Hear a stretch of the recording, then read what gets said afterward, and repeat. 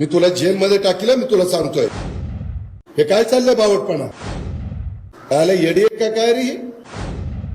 बारामती येथील पेट्रोल पंपाची उधारी 2 कोटी झाली. 2 कोटी झाली. तू कशाला उधार देतो? मी तुला जेलमध्ये टाकीला, मी तुला सांगतोय. विश्वासने सांगितलं किंवा कोणी सांगितलं तर द्यायचं नाही. विश्वासने सांगितलं किंवा कोणी चेअरमन असेल. हे काय चाललंय बावटपणा? 1.5 कोटी कुणाला दिलं डिझेल पेट्रोल? हा हा कोण 20 जण? आला येडी आहे का काय रे?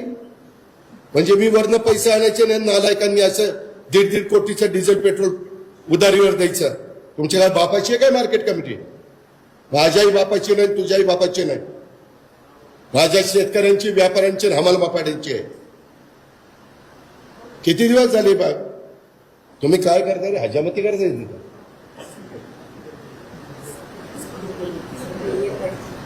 1 महिना नाही, 2 महिने नाही. मी पण पंप चालवतोय. मला कुणाकुणाची उधारी येते दाखव. मागच्या वेळेस खरेदी विक्री संघ असाच अडचणीत आला.